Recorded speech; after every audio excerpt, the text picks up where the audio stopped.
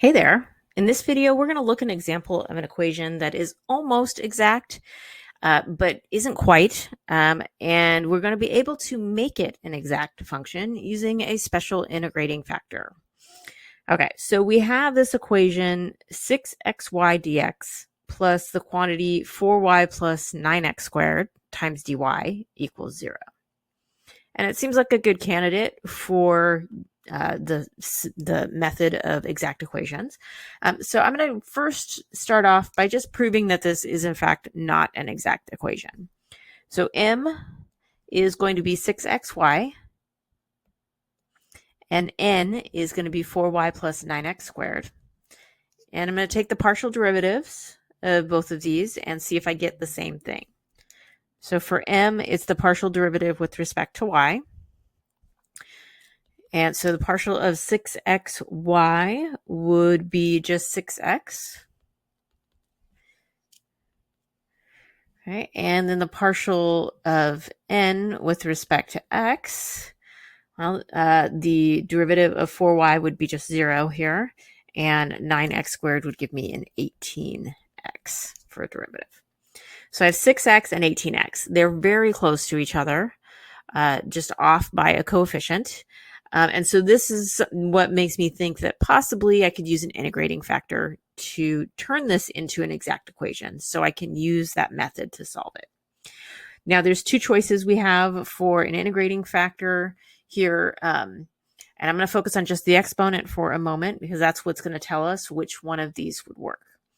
We want to come up with an integrating factor that only has one variable in it. So it's either mu of x or mu of y, but it can't be mu of x and y.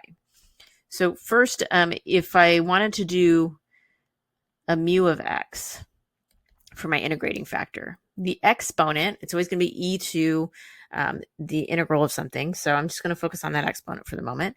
The formula is the partial with respect to y of m minus the partial of n with respect to x, all divided by n. So I'm going to find this, and if I get just one variable after I simplify, so just x's in this, then this is going to be what I use for my integrating factor.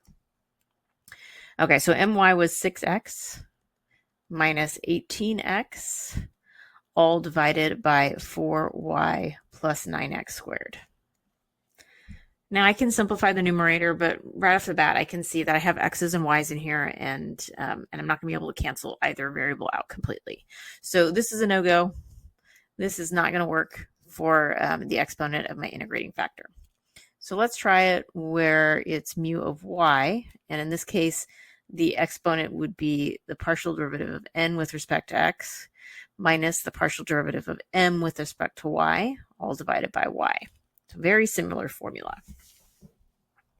Okay, so this is going to reverse what was on the top. So I have 18x minus 6x this time.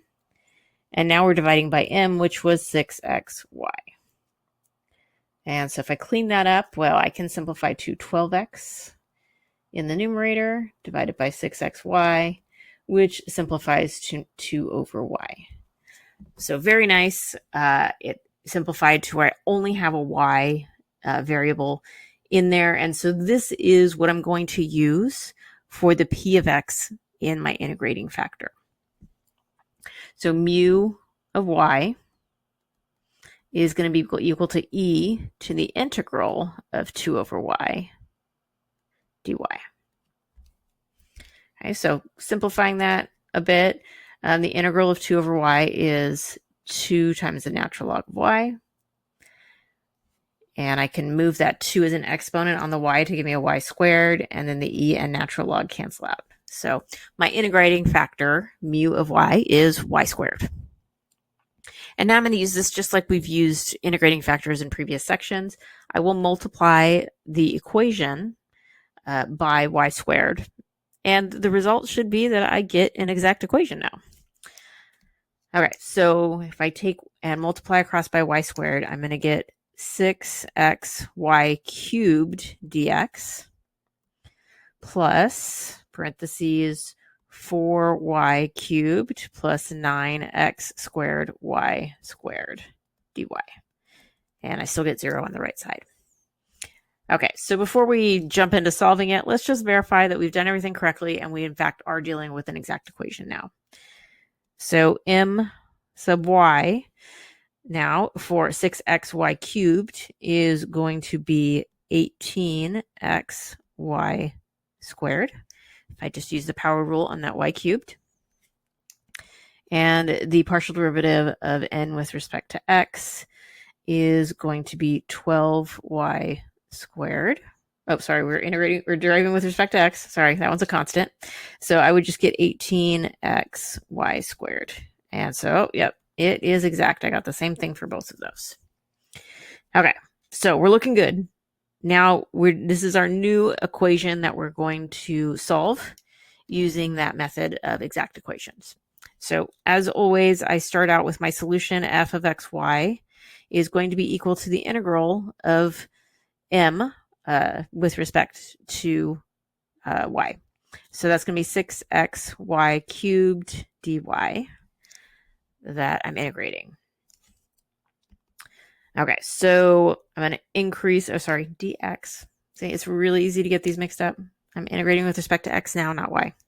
Okay, so integrating that, the x becomes x squared, and I divide by 2, which gives me 6 divided by 2 is 3. So I end up with 3x squared y cubed plus g of y for my constant of integration. Next step is to now take the derivative of this function with respect to y. So that's going to give me 9x squared y squared plus g prime of y. Okay, and now this I'm going to set equal to n of xy.